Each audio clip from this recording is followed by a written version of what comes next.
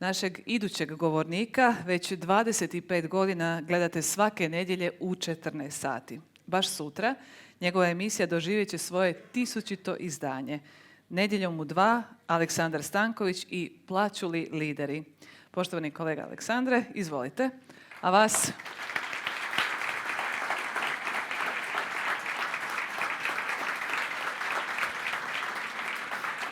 A vas samo podsjećam na QR kod i na postavljanje pitanja našem govorniku. Izvolite. Hvala lijepa na najavi. Drago mi vas je vidjeti u ovolikom broju. Kaže kolegica 1000. emisija i da, u stvari ja prije svake emisije imam tremu i danas imam tremu. Nisam se te treme nikada riješio, ali trudit ću se da se ne vidi baš previše, zato sam sakrio ruke u džepove. Da ne premećem neke papire.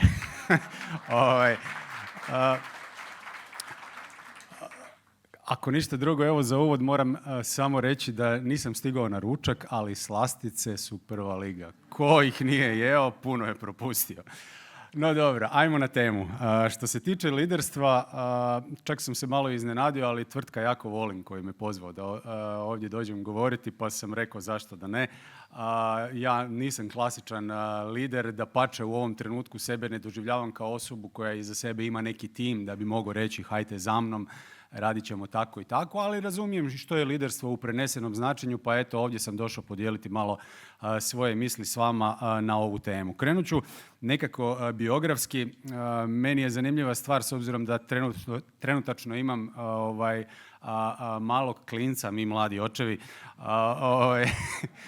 od 4 godine i onda se prisjećam kako je to bilo kada sam ja bio mlad, kako je to bilo recimo u školi i to neko liderstvo kad govorimo o nekim osobinama kod sebe. Moram priznati da sam primijetio u tim mladim godinama, da se pohvalim ovdje kad već nemam drugdje prigodu. 3 puta sam bio predsjednik razreda u osnovnoj školi i u srednjoj školi. I sad šta je tu važno? Ja sam poslije razmišljao šta je važno. Ja ne znam zašto su me klinci birali. Naravno da to nisam svjesno radio, ali kad poslije razmišljam o tome, važno je da imaš želju da budeš vođa. Dakle, negdje moraš tu želju pokazati. Važno je da imaš potrebu da nekoga vodiš. Dakle, da misliš da ti možeš nešto napraviti i naravno važno je da imaš simpatije te zajednice koja te bira. I sad šta? Idealno bi bilo da budeš i pravedan i objektivan. I zanimljiva je stvar, kad sam razmišljao poslije, da je kod djece u školi to zbilja najčešće tako. Djeca najčešće, barem koliko ja znam, ne biraju nekakve protuhe za vođe, nego su ti predsjednici razreda uvijek relativno dobri učenici koji imaju to nešto u sebi da ih mogu povesti i da mogu profesorici ili profesoru u određenom trenutku reći ja se ne slažem s vama.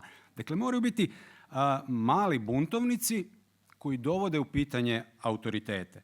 I sad to je osobina, kako da kažem, koja se teško razvija. Najčešće se s njom rađa. Međutim, kada je netko pokaže, to ja znam kad su mi poslije moji frendovi govorili, onda to druga djeca nastoje i kopirati, dakle usvajaju nešto od toga i onda, i što je dobra stvar, krenu iskazivati skepsu prema lažnim autoritetima.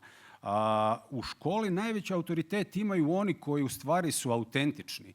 Profesori koji su fejki, nastavnici koji na silu nastoje nešto dobiti, rijetko kada uspijevaju. Oni koji iza sebe imaju znanje, koji su autentični, koji to potvrđuju najčešće svojim životom, ti imaju kod učenika prođu i oni ih najčešće vole i cijene, ovi drugi baš i ne. Kad se prisjetim tog razdoblja, znam da sam kroz neke male bitke pokušao učiti nešto o liderstvu i sad, kako sam rekao, 3 navrata, jedan od njih je bio i srednja škola.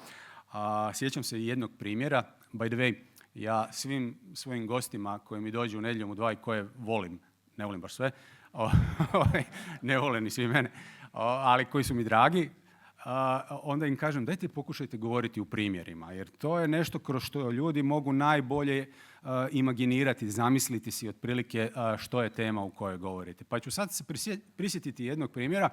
Ja sam tu u Zagrebu bio učenik Centra za upravu i pravosuđe i ko što rekoh, jesam bio predsjednik razreda i došao je maturalni izlet. I svom silom nam je vodstvo škole nametalo da idemo tu negdje po Hrvatskoj ili Jugoslaviji, da idemo negdje tu da nešto napravimo taj izlet. Međutim, ne, nama se kao tad klincima strahovito išlo u Španjolsku. Ne? I sad nikako nismo prihvaćali da bude tako kako nam neko nameće, jer stvarno je velika većina u razredu htjela ići u Španjolsku i onda smo napravili nešto što je malo odskakalo od tadašnjih okvira pristojnog ponašanja, a boga mi i danas, recimo da sam ravnatelj škole, ja to baš ne bi blagonaklono gledao. Naime, uzeli smo sprej i školu i unutrašnjost škole zašarali smo s napisima Viva Espanja. I moram priznati da mi nismo baš ni bili svjesni da je to nešto što je u principu malo i kažnjivo. I jako žestoka reakcija je bila voditelja, onih ljudi koji su ravnatelja škole i ljudi koji su vodili, i oni su nas zbilja mislili ozbiljno kazniti da nigdje ne idemo. Međutim, tada se dogodilo da smo mi pokazali kao ta neka mala zajednica toliko jaku želju da su onda i roditelji stali na našu stranu. Onda više nije bilo jednostavno nas odgovoriti od toga, odnosno nije bilo više tako jednostavno onima koji su vodili školu da realiziraju svoje zamisli, i tada kada su roditelji stali na našu stranu postignut je kompromis, a kompromis se sastojao u sljedećem.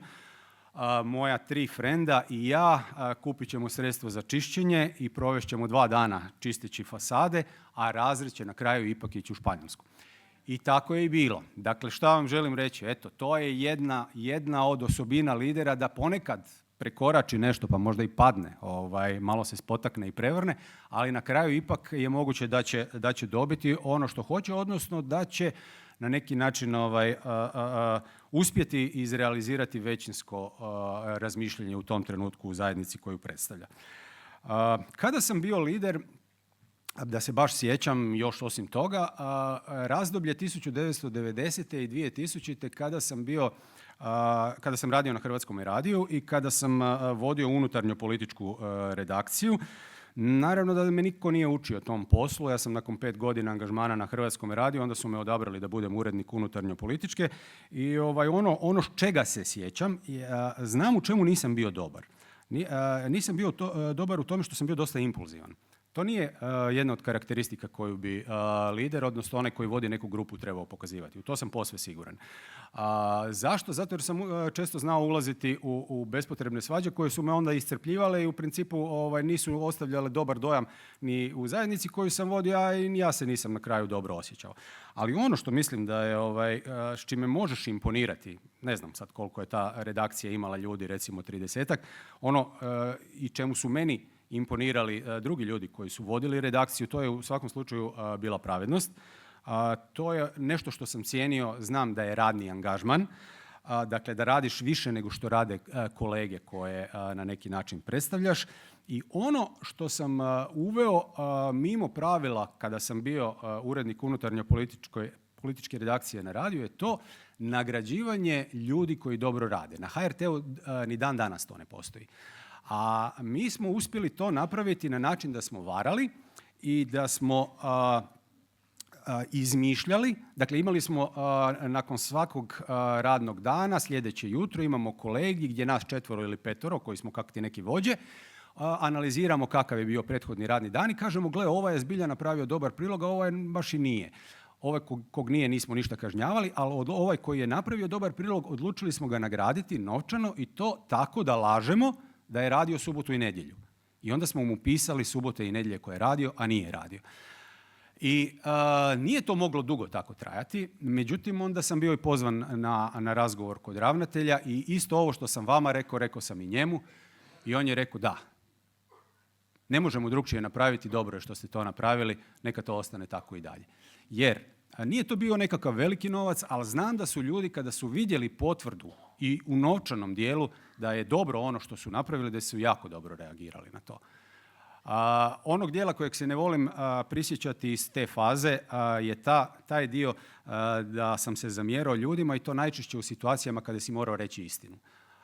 bio sam u poziciji da određujem da će neko imati višu, a neko nižu plaću i tu kada imaš to diskreciono pravo, nužno se moraš nekome zamjeriti. Znam da su mi ljudi dolazili i pitali su zašto ja ne, a on da. Onda sam ih ja par puta pitao, rekao, stvarno želiš znati? Da.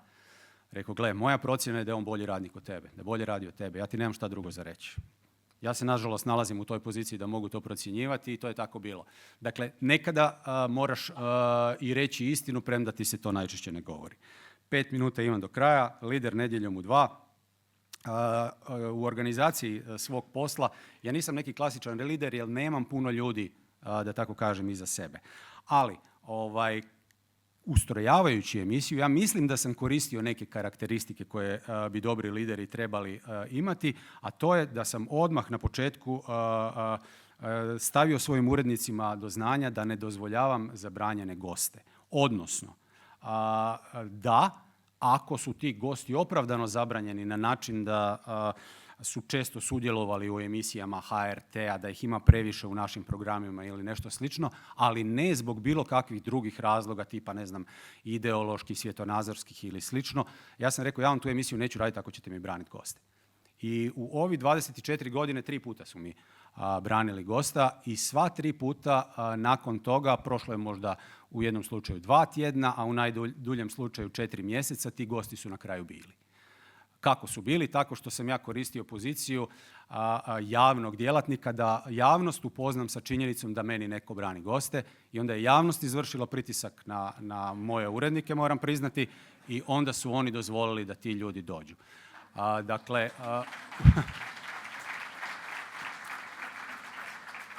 zanimljiva je stvar da zadnji put, kad, neću ajde se reći ko je bio zabranjen, a znao sam da će biti obrazac isti,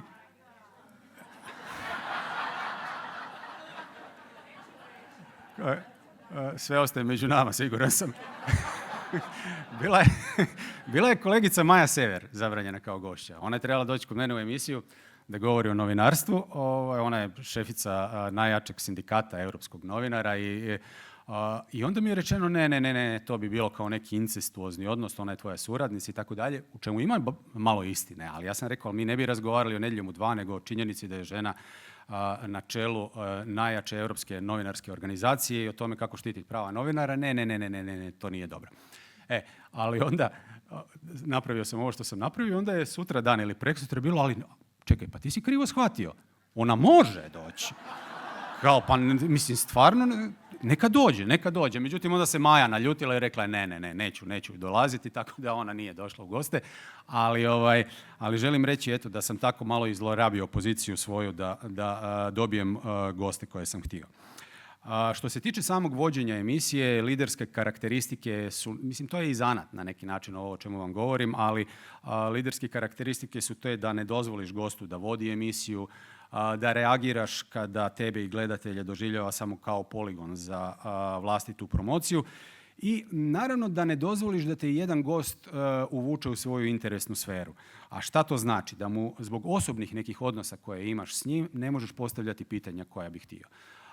To znači da sam ja osoba koja stvarno rijetko ispija kave sa gostima koji mi dolaze u emisiju. Nikada u stvari ne idem na ručkove. Trudim se zadržati neku distancu, premda u novinarstvu ima i drugčijih situacija gdje su si neki jako dobri sa gostima, pa mogu doznati i puno više stvari o njima. Ja sam uvijek držao distancu i nekako mi je uvijek bilo lakše kada sam prema njima mogao zadržati taj razmak. Nekada su inzistirali, recimo, ti ljudi da se nađemo na kavi, to je bio neki od preduvjeta da napravimo emisiju i znalo se događati, uđete u nekakvu konverzaciju, neko čavrljanje, neki small talk gdje počnete pričati o djeci.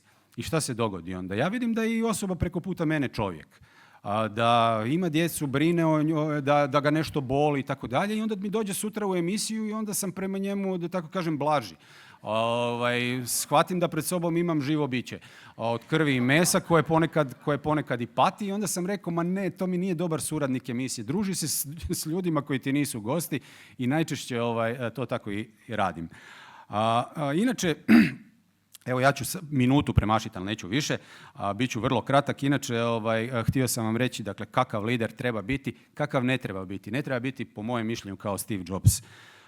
Ne treba biti sadist koji je ujedno i vizionar. iPhone bi bilo kad netko drugi izmislio, međutim njegov odnos prema ljudima nije nešto s čime bi se itko trebao ponositi. Kako da vam kažem, baš me briga za iPhone, izmislio bi ga neko drugi, a uvijek ostane neko povrijeđen u takvim odnosima i uvijek su puno važniji ljudi nego nekakve velike vizije. Naravno da se svi pravi poduzetnici neće s tim složiti. Ja poduzetnik nisam, pa si možda mogu dozvoliti da kažem da mi Steve Jobs nije uzor ni u čemu. A ovo moje predavanje je bilo naslovljeno s time plaču li lideri, pa evo za kraj u svojem timu koji imam u Nedjeljom u 2, to je neki mali tim ljudi, osim eto, tih vizionarskih ideja koje me neprestano sapliću i salijeću, dozvolio sam si par puta i da zaplačem kada me neka situacija rastužila.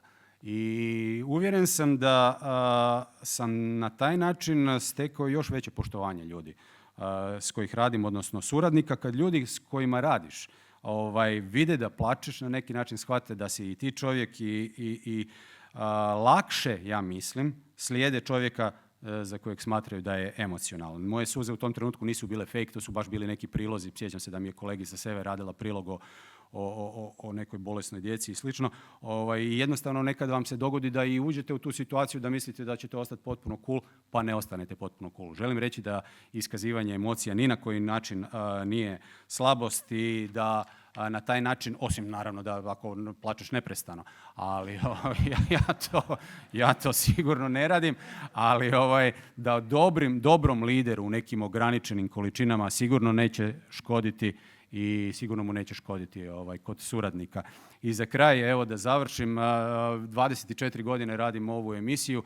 Neke stvari jesam naučio, ja sam s vremenom postao i malo blaži, neću puno pametovati, ovo nije nikakva self-help konferencija, ali ono što znam nakon svih ovih godina i što bih vama poručio da je dosta važno u životu, da budete dobri jedni prema drugima i prema trećima u svakom slučaju. Eto, to je moja poruka za kraj. Hvala vam.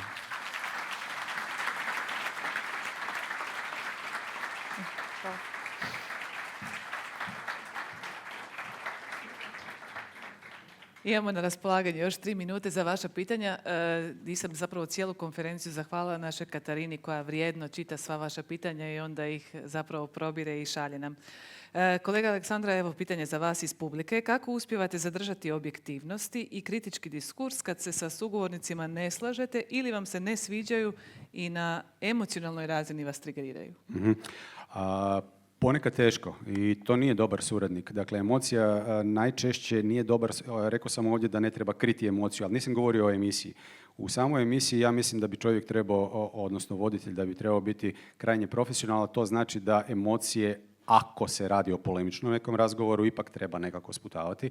Druga je stvar ako preko puta sebe imate osobu koja govori o nekim teškim životnim iskustvima.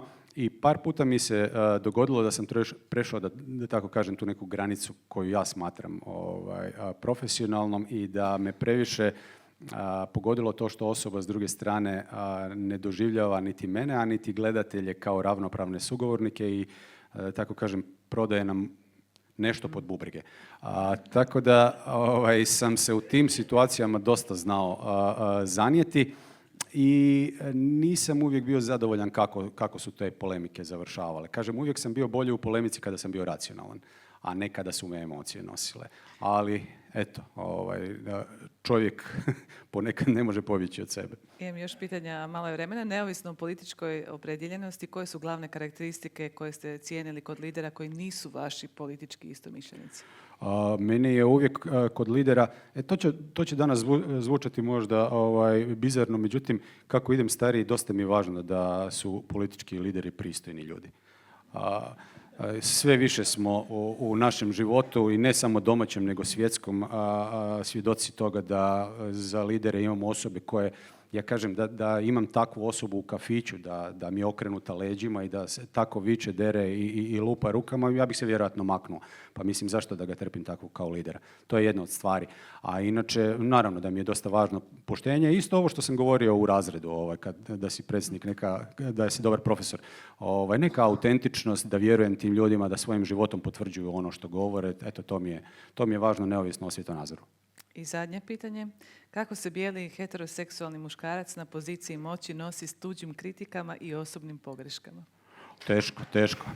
Teško. Bijeli heteroseksualni muškarac na poziciji moći teško se nosi s kritikama, moram priznati. Ja sam godinama mislio kao ja sam tough guy, to sve prolazi kroz mene i tako. Nije to baš tako. Znoje ti se ruke,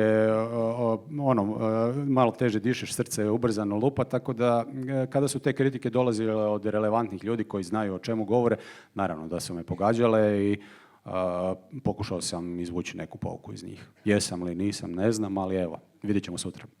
Hvala vam lijepa. Vama također, ljudi, čao.